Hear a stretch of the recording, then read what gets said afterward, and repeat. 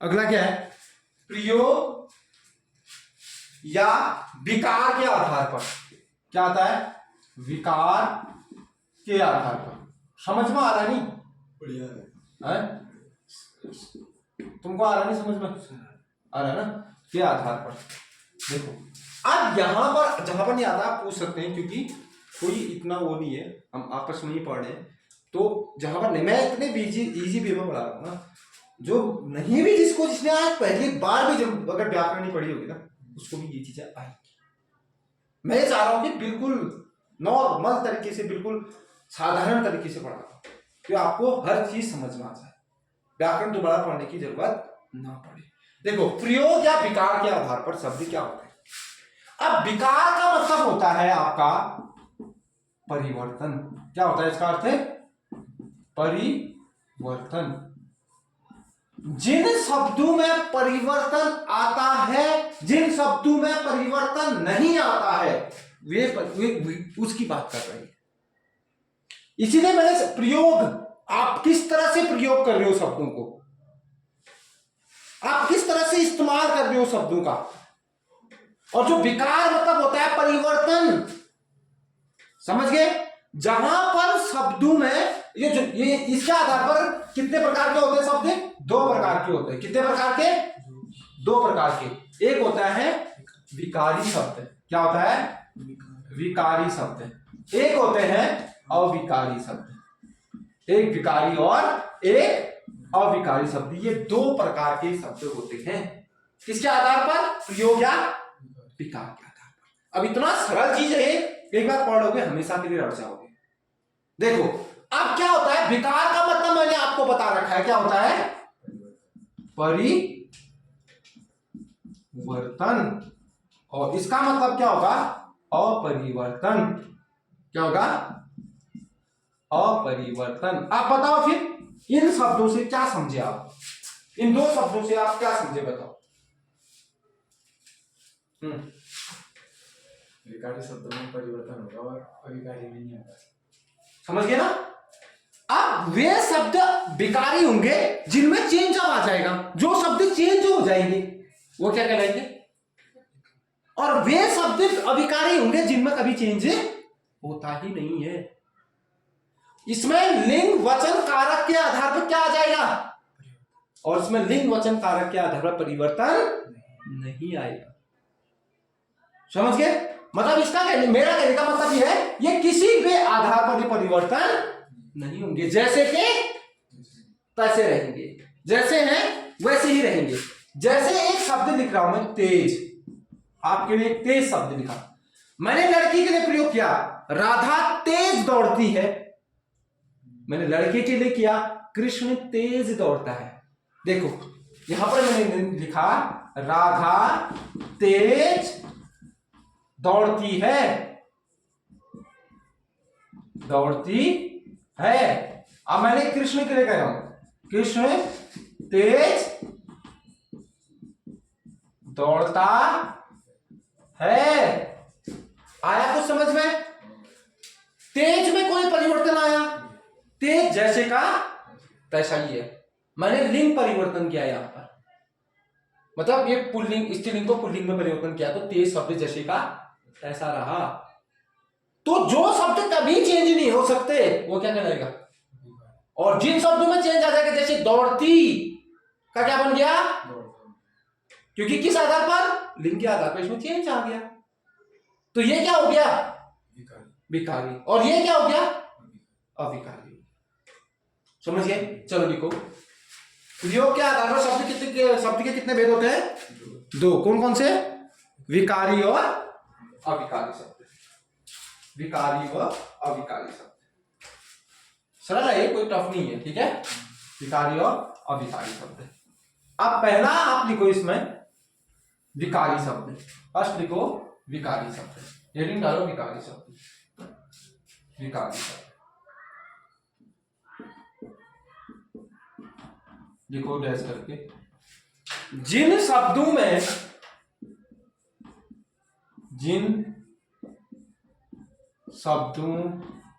में लिंग वचन काल, लिंग वचन काल व कारक के आधार पर, व कारक के आधार पर परिवर्तन आ जाता है, वे क्या कहलाएंगे? विकारी शब्द कहलाते हैं। विकारी शब्द कहलाते हैं। जैसे लिखो, जैसे एक शब्द लिखा मैंने लड़का, लड़का का क्या हो गया? लड़की। परिवर्तन हुआ नहीं हुआ? लिंग के आधार पे परिवर्तन आया नहीं आया? आया ना। मैं कहता हूं वचन, अब यहां पर मैंने एक शब्द लिखा है लड़का, अब यहां लड़का लिखा है मैंने, इसको मैंने क्या कर दिया? लड़के हुआ। लड़के का क्या हो गया? लड़के हो गया। किसके आधार पे हुआ ये? लिंग के आधार पर। तो लड़का का क्या हो गया? लड़की। वचन के आधार पर एक वचन, द्विवचन, एक वचन और बहुवचन होता है, तो लड़के का क्या हो गया? लड़के हो गया। ठीक है, यहां बिंदा आएगा। उसके बाद काल के आधार पर, अब मैं कहता हूं कुछ शब्द ऐसे होते हैं जैसे काल के आधार पर, समय के आधार पर, वह कल जाएगा। देखो परिवर्तन किसमें आएगा? क्रिया में आएगा। जैसे गया हो गया, जाएगा हो गया ना। अब इसका क्या होगा? जा। वर्तमान में क्या कर दिया मैंने? जा। जा का क्या हो गया? जाएगा या जा। और गया का गए। देखो समय के आधार पर इसमें क्या आ जा रहा है? गया का गए हो गया, जाएगा का जा हो गया। ये समय के आधार पर इसमें क्या आ गया? परिवर्तन। और कारक मतलब जैसे कर्ता कारक, जैसे कर्ता कारक के आधार पर, कर्म कारक के आधार पर, करण के आधार पर, संप्रदान के आधार पर। जब इनमें परिवर्तन, सीधे शब्दों में ये समझो, जिन शब्दों में परिवर्तन आ जाता है वो क्या होंगे? विकार। सीधे सीधे समझे, कोई ज्यादा पढ़ने की जरूरत नहीं है। जो शब्द चेंज हो जाते हैं आसानी से वो क्या, मतलब जिनमें परिवर्तन आ जाता है वो क्या होंगे? विकार। समझ गए? अगला लिखो अविकारी शब्द। अविकारी शब्द, अविकारी शब्द। दूसरा अविकारी शब्द, अविकारी। देखो जिन शब्दों में लिंग वचन काल व कारक के आधार पर परिवर्तन नहीं होता,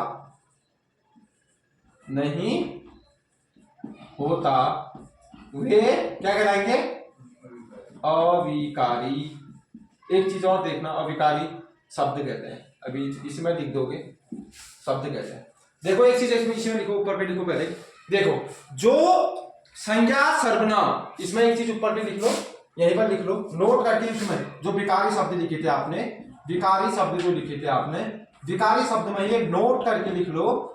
नोट आपको याद होगा, कभी ये भी पूछा जाता है कि आपको ये बता देगा जो विकारी शब्द लिखा है उसी के नीचे लिखो नोट करके, जो क्या होते हैं? संज्ञा, सर्वनाम और विशेषण और क्रिया। ये शब्द क्या होते हैं? देखो संज्ञा, सर्वनाम, विशेषण और क्रिया शब्द क्या होते हैं? विकारी शब्द होते हैं। क्या होते हैं? ये विकारी शब्द होते हैं।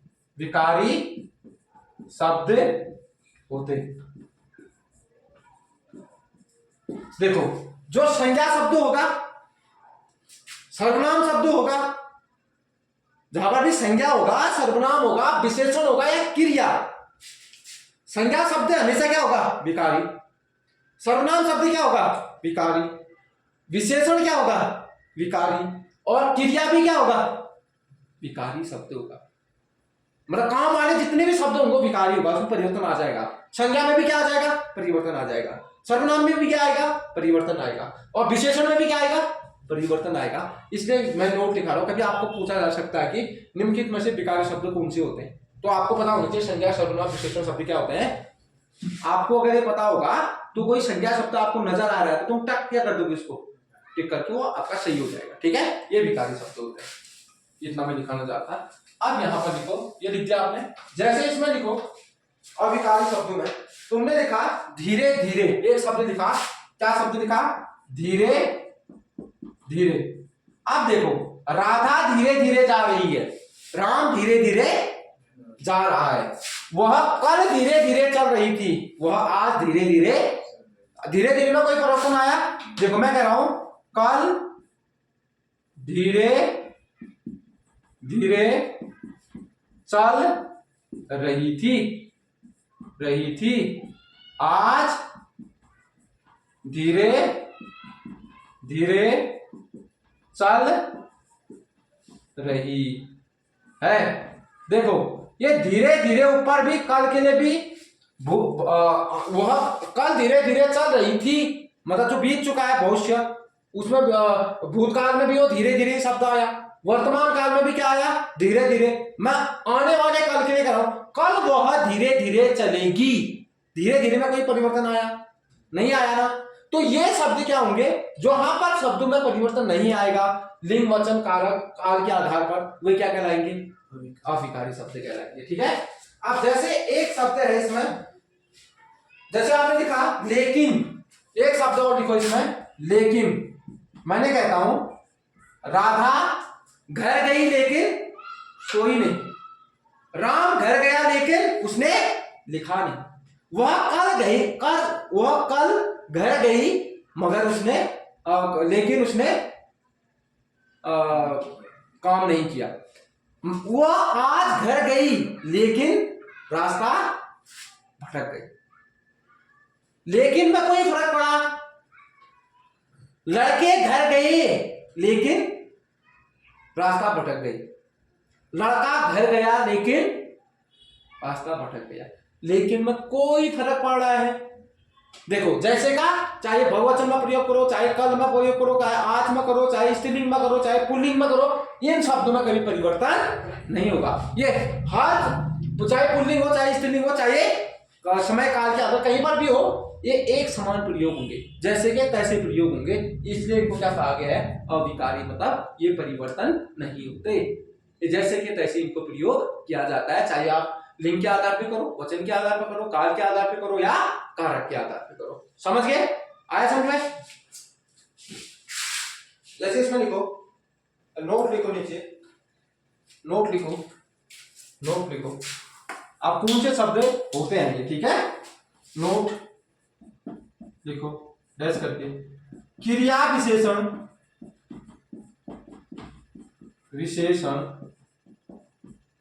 कॉमा, क्रिया विशेषण कॉमा, संबंध बोधक, जो संबंध बताते हैं, संबंध बोधक,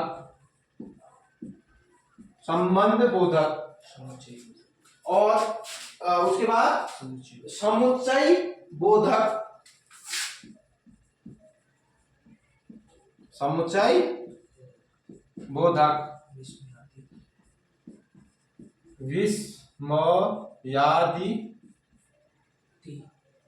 विस्मयादि बोधक, व निपात। ये शब्द क्या होंगे?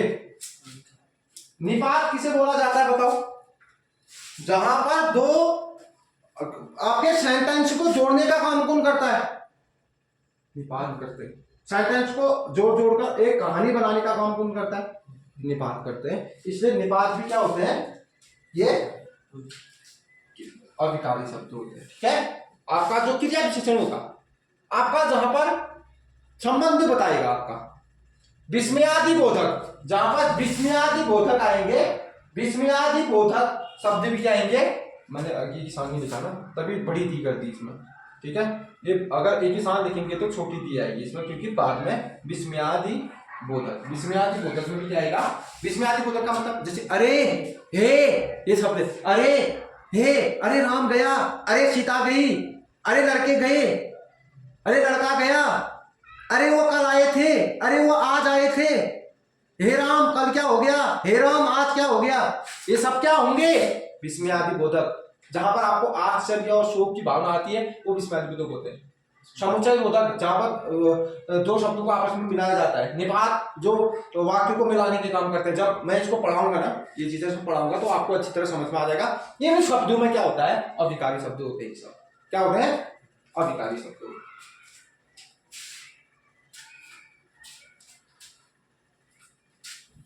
हो गया। अब लिखो शब्द शक्ति, एक मिनट का शब्द शक्ति, शब्द शक्ति,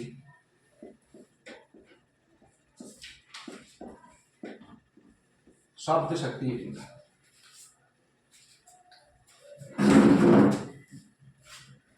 लिखो इसमें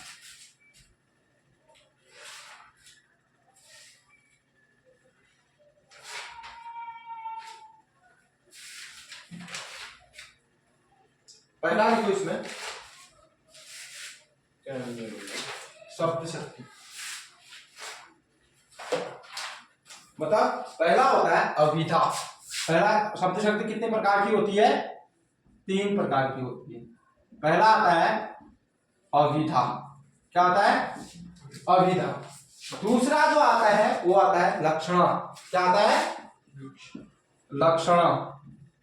तीसरा आता है व्यंजना। कितने होते हैं ये, 3 प्रकार की होती है। पहला आता है आपका अभिधा, दूसरा आता है लक्षण, तीसरा आता है व्यंजना। शब्द शक्ति कितने प्रकार के होते हैं, 3 प्रकार के होते हैं। अब यहां पर इसको जो ये अभिधा है, अभिधा को क्या भी बोला जाता है, वाच्यार्थ भी बोला जाता है। क्या बोला जाता है, या वाच्यार्थ, वाच्यार्थ भी बोला जाता है, या मुख्यार्थ भी बोला जाता है, मुख्यार्थ भी बोला जाता है। क्या बोला जाता है इसको, मुख्यार्थ भी बोला जाता है, और वाच्यार्थ भी बोला जाता है, और अभिधा भी बोला जाता है। अब ये शब्द होते क्या हैं, जैसे देखो इन शब्दों में क्या होता है, जिस रूप में ये शब्द होंगे उसी रूप में आपको सीधे क्या करेंगे, साधारण तौर पे इन शब्दों को पहचान सकते हो आपको। जैसे मैंने एक शब्द कहा फल, फल कहते हैं आपको सिर्फ फल का ही स्मरण होगा, अन्यथा किसी चीज का स्मरण नहीं होगा। फल कहते हैं आपको, हो सकता है वो आम अनार कोई भी हो, जितने फल होंगे, सब्जी का तो बोध नहीं होगा ना, सिर्फ किसका बोध कराएगा, फलों का ही बोध कराएगा। ये साधारण सीधा बोध कराते हैं, और शब्दों का सीधे सीधा बोध होता है इसमें, ठीक है। जैसे आपने कहा संतरा, आपको सिर्फ संतरे का बोध होगा, ठीक है। आपने जैसे राम कहा, राम हो सकता है भगवान राम के बारे में सीधे स्मरण होगा। आपने गाय कहा, गाय कहा तो सीधे तौर पे आपको किसका बोध हो रहा है, गाय का हो रहा है। और आपने भैंस कहा तो सिर्फ किसका बोध हो रहा है, भैंस का बोध हो रहा है। आपने बकरी कहा तो सिर्फ किसका बोध हो रहा है, बकरी का बोध हो रहा है। वे शब्द जो सीधे तौर पे अपना अर्थ प्रकट करते हो क्या होंगे, अब लक्षण क्या होगा, जैसे तूने कहा किसी से मोटा भैंस है कहा तो, ठीक है, ये पूरा भैंस है। अब भैंस की कोई लड़का है, तुमने सीधे बोलता है कि ये भैंस है। अब उसके जो आकार को देखते हुए, जैसे भैंस का आकार, भैंस क्या होता है, मोटा ताजा होता है ना, मोटा ताजा आदमी होता है, भैंसी है बोलते हो ना आप लोग, तो आप उस आदमी के लक्षण किससे मिला रहे हो, भैंस से मिला रहे हो। जैसे आपने कहा यह भैंस है, भैंस है। अब वो भैंस तो भी है ना, मगर उसमें जो भैंस के जैसे क्या है, लक्षण है, इसलिए क्या कहोगे इसको, लक्षण। आपने ये शब्द का गधा है, यह गधा है। आप देखो, अब गधे के जो मेन लक्षण है, आपने कहा किसी लड़की को एक गधा है यार, तो गधा तो नहीं हो गया ना, मगर उसमें जो लक्षण है किसकी तरह है, गधे की तरह है, तो इसलिए क्या हो गया वो लक्षण। समझ गए, ये क्या कहलाया, लक्षण कहलाया। उसके बाद आता है आपका व्यंजना। उसके बाद ये समझ गए ना आप, ये समझे नहीं समझे? आपने कहा ऊंट है वाला, क्या कहा आपने? यहां ऊंट है। अब देखो यहां ये भैंस है का मतलब मोटे का सूचक है, मोटा आदमी भैंस के जैसा, तो भैंस का मोटे का सूचक है। गधा किसका सूचक है? मूर्ख का सूचक है। ऊंट किसका सूचक है? लंबाई का सूचक है। जो लंबा आदमी होगा उसी को तो ऊंट है बोलोगे, ठीक है? तो आप लक्षण दिखेंगे उनके, इनके जैसे लक्षण उसमें दिखेंगे, तभी आप क्या बोलते हो इसको? लक्षण आप बोलते हो। लक्षण दिख रहे हैं आपको उसके जैसे, मगर है तो वो नहीं। जैसे भैंस मोटा ताजा होता है तो मोटा आदमी को जो भैंस बोलोगे, पतले आदमी को तो भैंस बोलोगे नहीं, ठीक? गधा जो मतलब जिसको कुछ नहीं आता, 100 बार आपने बता दिया, वो गधे की तरह, बस उसको गधे की जगह मूर्ख आदमी होगा तो तब उसको क्या बोलोगे तुम? गधा है कहोगे। अगर आप ऊंट कहोगे, बहुत लंबा होगा, तो ऊंट लंबा होता है ना, तो ऊंट कहोगे तो ऊंट का जैसा, जो लंबा ऊंट की जैसा, ऊंट का जैसा है कहोगे। तो लक्षण बता रहे हो किसके? उसके जैसे, इसलिए क्या बोलते हैं इसको? लक्षण बोलते हैं। समझ गए? अब आता है आपका व्यंजना। क्या आता है? व्यंजना।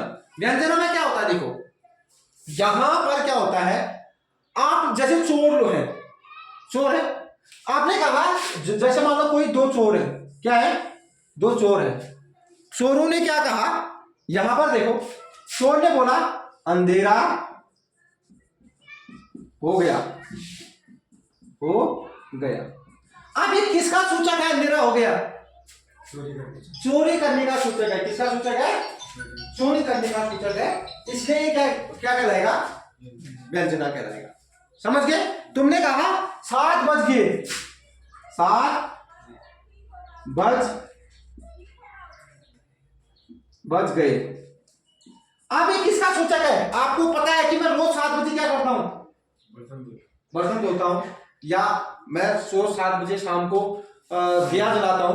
तो आप जैसे इन्होंने कहा कि 7 बज गए, तो तुरंत उठा और तूने दिया जलाना क्या कर दिया, तो तुम्हारा व्यंजना है, ठीक है?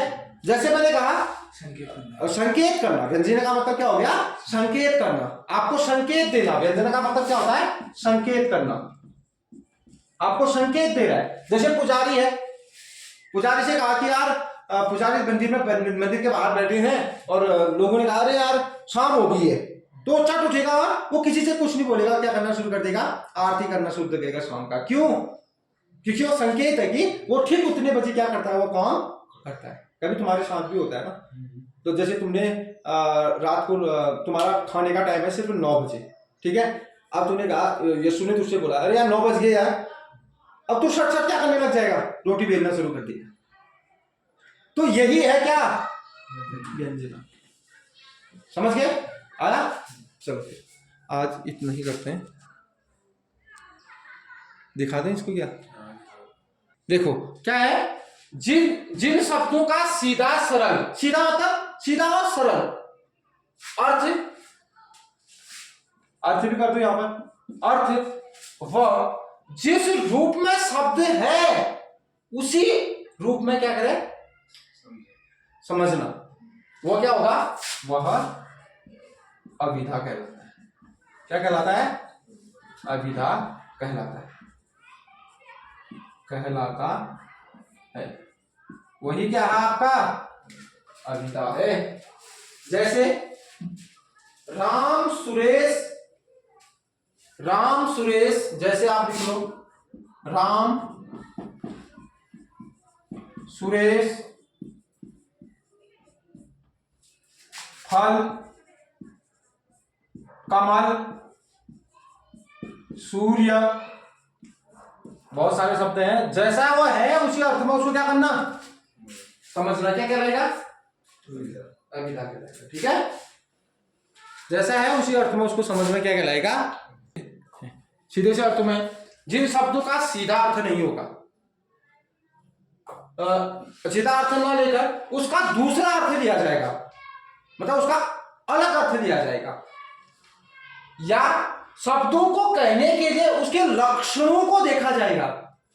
उसके अंदर जो लक्षण है ना, शब्दों को कहने के लिए उनके लक्षणों को देखा जाएगा, उसके लक्षणों को देखकर उसका दूसरा अर्थ समझा जाएगा। उसके जो लक्षण है ना, तुम कहते ना इसके लक्षण अच्छे नहीं है, जब उसके लक्षणों को देखकर उसका दूसरा अर्थ निकाला जाएगा। मान लो कोई किसी का लक्षण है कि वो बेचारा बहुत समझता नहीं है, आपने देखा होगा कोई बंदा होता है वो समझता नहीं है, बहुत बार आप बताओगे भी वो तब भी नहीं समझता है, वो क्या हो जाएगा, तुमने एक शब्द कहा, वो क्या हो जाएगा, जैसे गधा है, उसे क्या बोलोगे, आगे 5 मिनट मांगे, आगे 5 मिनट मांगे, ठीक है।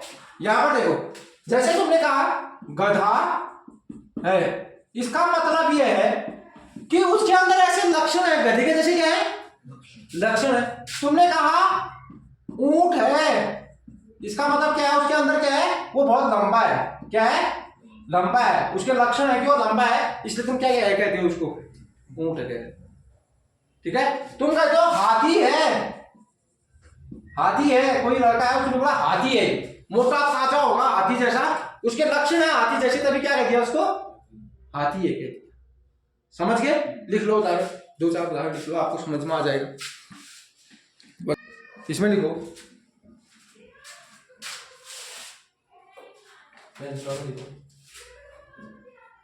जब अभिधा और लक्षणा से अर्थ नहीं निकलता, जब अभिधा व लक्षणा से अर्थ नहीं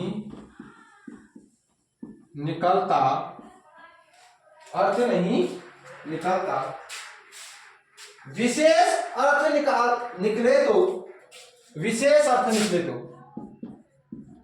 विशेष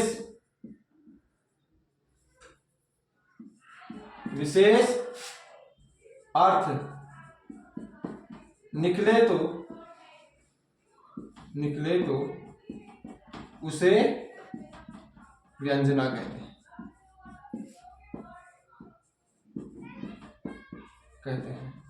और व्यंजना का मतलब होता है व्यंग्यात्मक रूप। क्या होता है इसका नाम, व्यंग्यात्मक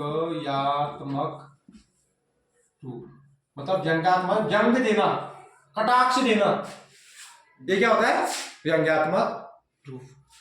समझ गए। जैसे आपने कहा अब किसी आदमी का रोज का काम है वो 7 बजे नहा लेता है, मान लो आज वो भूल गया 7 बजे नहाना, तुमने कहा सुबह तुम उठे, तुमने कहा 7 बज गए, वो तुरंत कुछ नहीं बोलेगा और सीधे क्या करने चले जाएगा, नहाने चल देगा।